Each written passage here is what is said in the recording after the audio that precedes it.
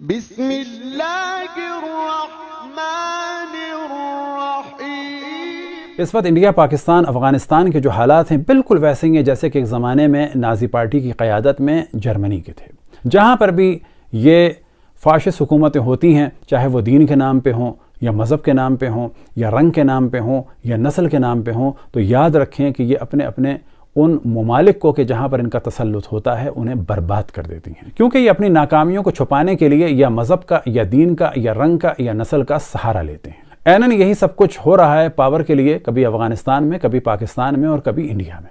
افغانستان میں ہم دیکھتے ہیں کہ جس قسم کے یہ وحشی ملا پاور میں آئے ہیں، تو افغانستان کے افغانی، چاہے وہ باہر ہوں اور چاہے وہ خود افغانستان میں ہوں، وہ تدریجاً دین سے بدظن ہو رہے ہیں۔ دوسری جانب ہم دیکھتے ہیں کہ پاکستان میں جس طرح سے دہشت گردی ہو رہی ہے، مسیحیوں یا ہندوؤں پر ظلم ہو رہا ہے یا خود مسلمانوں میں شیعوں پہ ظلم ہو رہا ہے، اس سے بھی بلا شک ملک کو بھی خطرہ ہے، اقتصادیات کو خطرہ ہے اور لوگوں کے دین کو خطرہ ہے۔ یہی کام SSI یعنی شیو سینا انڈیا کے ذریعے سے اور RSS کے ذریعے سے، ہندوتوا کے ذریعے سے مسلمانوں کے خلاف انڈیا میں ہو رہا ہے۔ ان چیزوں کا جو نتیجہ نکلتا ہے وہ یہ نکلتا ہے کہ جب ادیان کے نام پہ قتل عام ہو تو اس کے بعد لوگ یہ کہتے ہیں کہ جو کارل مارکس نے کہا تھا religion is the opium of the people, وہ غلط کہا تھا، بلکہ وہ افہیم ہی نہیں، فقط نشے کی چیز نہیں، بلکہ یہ در حقیقت کیا ہے؟ Religion is the poison of the people. جب دین کے نام پر دہشت گردی دیکھی جائے گی تو یہ لوگ سب کے سب اگلی نسلیں دین سے دور ہو جائیں گی۔ یہ جو دنیا میں ہم دیکھتے ہیں نازی نظام چل رہا ہے، کی بنیاد اگر دیکھی جائے تو ظاہر ہے کہ جو سابقہ زمانے کی حکومتیں تھیں وہ بھی لوگوں کو اسی طرح سے دین یا مذہب یا رنگ یا نسل یا کسی بھی عنوان سے استعمال کرتے تھے، لیکن جدید دور میں ہم دیکھتے ہیں کہ قتل عام کو جس طرح سے جدید انڈسٹری کے ذریعے سے کیا گیا، ہولوکاسٹ کیا گیا جرمنی میں، تو اس کے لیے ایک جانب نازی حکومت تھی اور آفیشل اس کی فوجیں تھیں، لیکن جو اصل لوگ تھے وہ وہاں کی ایک تنظیم تھی جنہیں SS شٹسٹیفل، اور اس کا نازیوں کے ساتھ آپ دیکھیں تو SS ان کا مونوگرام بھی تھا۔ اسی طریقے سے ہم دیکھتے ہیں کہ انڈیا میں RSS بنی اور اس کی بنیاد بھی یہی ایک نازی قسم کے لوگ تھے کہ جو اس زمانے میں ہٹلر کے طرفدار تھے، یعنی RSS، اور اس کا جو سیاسی دھڑا ہے وہ ہے BJP۔ پھر ہم دیکھتے ہیں شیو سینا جس کے بنانے والے تھے بال ٹھاکرے، اور انہوں نے بھی وہاں نفرت کا بیج بویا۔ پاکستان میں ہم دیکھتے ہیں کہ ASS یعنی انجمن سپاہی صحابہ، یہ بھی بالکل نازی پارٹی کی طرح سے یہ ان کا ایک فوجی دستہ ہے، اور باقی جو ان کی قیادت ہے وہ دیوبندی علماء کی صورت میں ہے۔ اس وقت جو انڈیا میں حالات خراب ہوئے یہ RSS کے ذریعے سے ہیں، BJP کے ذریعے سے ہیں، اور BJP کی جو اسپوک پرسن تھیں نوپور شرما، اب انہوں نے اعتراضات کچھ کیے، وہ 3 اعتراضات ہیں۔ They should be told to shut up and stop insulting our religion. Otherwise, they are very capable of hitting them where it hurts. For example, they may want to call it a favara as much as they want. Reality is, even the Supreme Court ordered protection of the immediate area. अंतर तो मिलेगा नहीं। सड़कों पे, अरे छोड़ो, तुम्हारे उड़ते हुए घोड़े, and earth is flat, जो कुरान में आके लिखा है बकायदा। अब मजाक बनाना शुरू कर दूं? 6 साल की बच्ची से प्यार करके 9 साल में you having sex with her, इससे प्रॉफिट मोहब्बत है। बोलना शुरू कर दूं मैं? हाँ, earth is flat according to Quran 88:20। تو سب سے پہلے ہم توجہ دلائیں، ان کا جو گفتگو کا طریقہ ہے وہ اپنے سیاستدانوں اور بزرگوں کے ساتھ بھی انتہائی توہین آمیز ہے۔ Absolutely senile old man. Senile old man. You know what? Drink some water. Look after your heart. You're just counting days on earth anyway. You moron. بڈھے ہو رہے ہو. Oh, just shut up, you moron. Oh, shut up. Oh, shut up. You're an uncouth vagabond. ارے وہ سڑک چھاپ آدمی ہے بڈھے. All right now, please. Okay, now. اپنی غلطیوں کو ماننا چاہیے، کسی ایک تنظیم میں تھوڑی سی پاور آنے کے بعد اپنے آپ کو بھولنا نہیں چاہیے۔ اسی طریقے سے انہوں نے اسلام پر جب اعتراض کیے تو وہ 3 اعتراض کیے، ان میں سے ایک اعتراض یہ تھا کیا ہم اڑتے ہوئے گھوڑے کا ذکر کریں، اور یہ ان کا اشارہ تھا کہ جو انڈیا میں عام طور پر بعض آرٹسٹوں نے اور باقی اور دیگر بعض ممالک میں بھی آرٹسٹوں نے ایک براق کی تصویر بنائی ہے، گو کہ اس کا کوئی تعلق بھی تعلیمات اسلامی سے نہیں ہے۔ وہاں پر براق جو روایات اسلامی میں آیا ہے، یعنی ایک ایسی سواری معراج پہ جانے کی رسول اللہ صلی اللہ علیہ وسلم کی کہ جو برق سے زیادہ تیز ہے۔ دوسرا ان کا اعتراض تھا کہ قرآن میں آیا ہے کہ زمین فلیٹ ہے، تو ایسا کہیں قرآن میں نہیں آیا. اور آپ کے سامنے سورہ غاشیہ کی آیت نمبر 20 کہ جس کا انہوں نے حوالہ دیا وَإِلَى الْأَرْضِ كَيْفَ سُطِحَتْ and the earth how it was spread out. Urdu میں اس کا ترجمہ ہے اور زمین کو کس طرح سے بچھایا گیا. اور ساری دنیا میں یہ بات واضح ہے کہ زمین کی مختلف لیئرز ہیں کہ جس سے واضح پتہ چلتا ہے کہ جیسے اس کو بچھایا گیا ہے. یہ توہین کی چیز نہیں ہے بلکہ یہ در حقیقت اسلام کی حقانیت کو بیان کرنے والی چیز ہے. تیسرا موضوع انہوں نے اٹھایا، کیا ہم اس بات کا ذکر کریں کہ 6 سال کی بچی سے شادی ہوئی اور 9 سال کی عمر میں رخصتی ہوئی. اور یہ اشارہ تھا کہ جو اہل سنت کی کتابوں میں حضرت عائشہ کی عمر بیان ہوئی.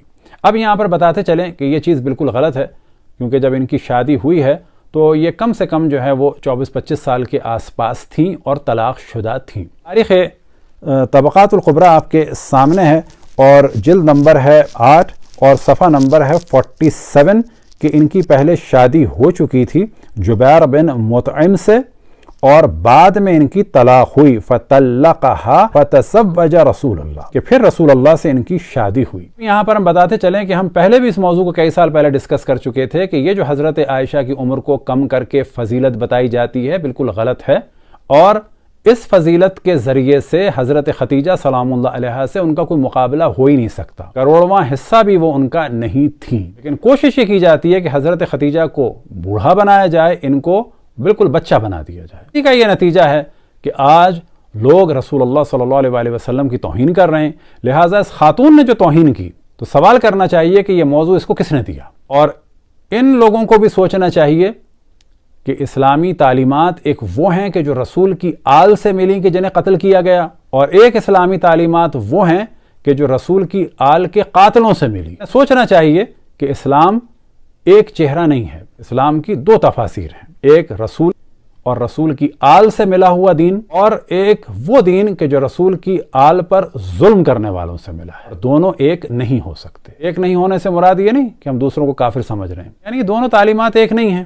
سوال یہ پیدا ہوتا ہے کہ اگر آپ کو برا لگ رہا ہے اور آپ کو اعتراض ہو رہا ہے گھوڑے کے اڑنے پہ بقول آپ کے، تو کبھی آپ کو گنیش جی کے جسم پہ ہاتھی کا سر لگنے پہ تعجب نہیں ہوا؟ بتائیے، ہم توہین آمیز لہجے میں نہیں کہہ رہے. یہ مختلف ریلیجن میں ایسی چیزیں ہوتی ہیں کہ جو اس ریلیجن کے فالوور کو بھاتی ہیں، آسان لگتی ہیں، ایکسیپٹیبل ہوتی ہیں، لیکن دوسرے ریلیجن والے کے لیے وہ ایکسیپٹیبل نہیں ہوتی اور وہ لاجیکل نہیں لگتی. لہٰذا چیزوں کو ڈسکس کیا جائے لیکن کسی کی توہین نہ کی جائے. کہا جائے کہ یہ چیز ہمیں سمجھ میں نہیں آتی. لہٰذا گنیش جی کا سر ہو یا ہوا میں ان کا اڑنے والا چوہا ہو یا رام جی اور سیتا جی کا اڑن کھٹولا ہو. اسی طریقے سے اعتراض اٹھایا جاتا ہے مسلمانوں میں 3 شادیوں کا.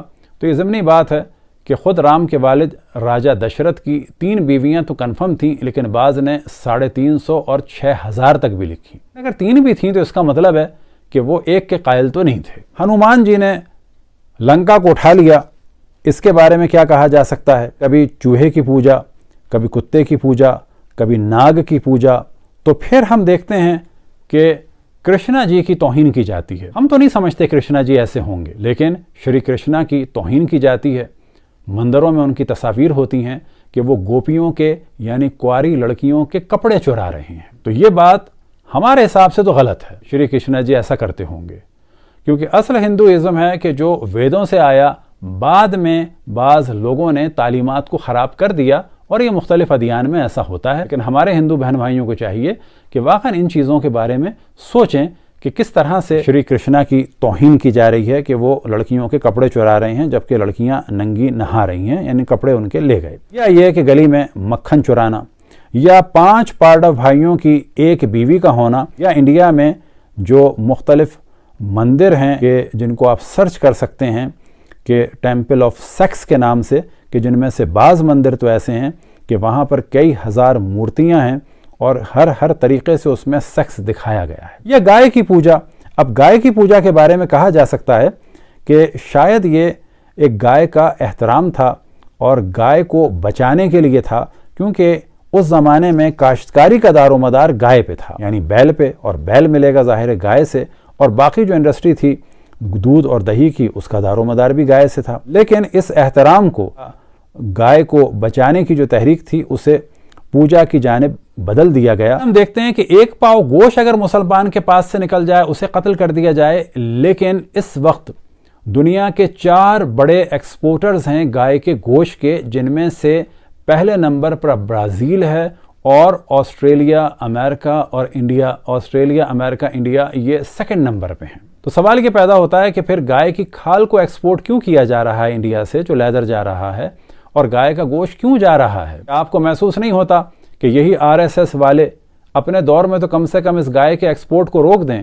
یہ لاکھوں کی تعداد میں انڈیا کی گائے جو ہر سال پاکستان میں قربانی سے پہلے راجستھان کے راستے پاکستان آتی ہیں، ان گایوں کو بھی روکا جائے. انڈیا سے گورنمنٹ کی اجازت سے اگر ایک گائے کی کھال بھی اور ایک گائے کا گوشت بھی نکلتا ہے تو سوال کیا جا سکتا ہے کہ کیا وجہ ہے کہ جس انڈیا میں مسلمانوں کو قتل کر دیا جائے ایک پاؤ گوشت کے لیے، اس ملک میں گورنمنٹ کی اجازت سے ایک کھال بھی اور 1 کلو بھی گوشت نکل رہا ہے تو کیسے نکل رہا ہے؟ یہاں پر ایک ڈسکشن ہے کہ سیتا جی کی عمر بھی شادی کے وقت 6 سال تھی، اور ہم بتا چکے ہیں کہ حضرت عائشہ کی 6 سال نہیں تھی، وہ 24-25 سال کی طلاق شدہ خاتون تھی. یہ صرف اور صرف حضرت ختیجہ کی شخصیت کو خراب کرنے کے لیے جھوٹی روایتیں بنائی گئی ہیں. سامنے دا رامائن آف والمیکی ہے، ٹرانسلیٹڈ بائی ہری پرشاد شاستری، 1957 میں انگلینڈ سے چھپی ہے. چیپٹر ہے سندھرا کانڈ، اور اصل ڈسکشن یہ ہے کہ سیتا جی کہتی ہیں کہ میں شادی کے بعد 12 سال ایودھیا میں رہی اور 18 سال کی عمر میں بنواس میں گئی. اس سے نتیجہ کیا نکلتا ہے کہ جس وقت ان کی شادی ہوئی اس وقت یہ 6 سال کی تھی. یہ والا موضوع کہ میں 12 سال ایودھیا میں بڑی اچھی طریقے سے رہی، تو یہ ہے پیج نمبر 401 میں، والیوم نمبر ہے 2. اور یہ والا موضوع کہ جب بنواس میں گئی تو اس وقت میری عمر 18 سال تھی، تو یہ ہے والیوم نمبر 2 میں، ارونیا کانڈ میں، پیج نمبر ہے 98. تو یہاں سے پتہ چلا کہ ادیان میں یعنی ریلیجن میں، دھرم میں، اور جو دھرم کی باتیں ہیں دھرامک میں، بعض دفعہ ایسی چیزیں ہوتی ہیں کہ جو دوسرے دھرم کے لیے ایکسیپٹیبل نہیں ہوتی. انہیں علمی طریقے سے ڈسکس کیا جائے. کسی بھی ریلیجن کو لوگوں پر حکومت کرنے کے لیے، قتل کرنے کے لیے استعمال نہ کیا جائے. آخر میں دوبارہ ہم اپنے ہندو بہن بھائیوں سے کہیں گے کہ وہ ان ظالم بادشاہوں کا انتقام آج کے معصوم لوگوں سے نہ لیں. خصوصاً جو غنڈہ گردی کی گئی گجرات میں، جس طرح سے لوگوں کو جلایا گیا اور مارا گیا، یا جو اب کیا جا رہا ہے، یہ نہ سمجھیں کہ مسلمانوں کے لیے خطرناک ہے. آپ کے لوگ بھی دین سے دور ہو جائیں گے، آپ کے دھرم سے دور ہو جائیں گے.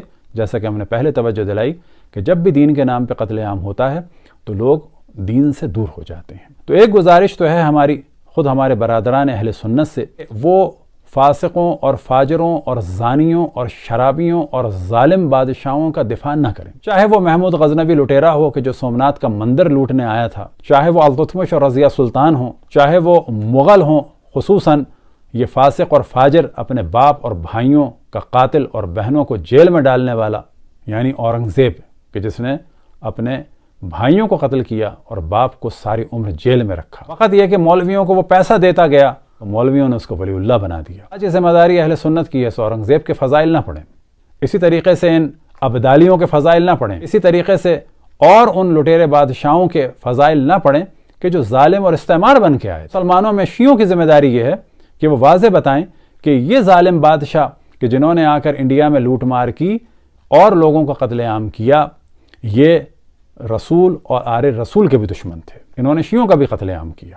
اتحاد ضروری ہے. ہم مسلمان ہمارے بہن بھائی ہیں، بلکہ تمام انسان ہمارے بہن بھائی ہیں، سب کا احترام ہے.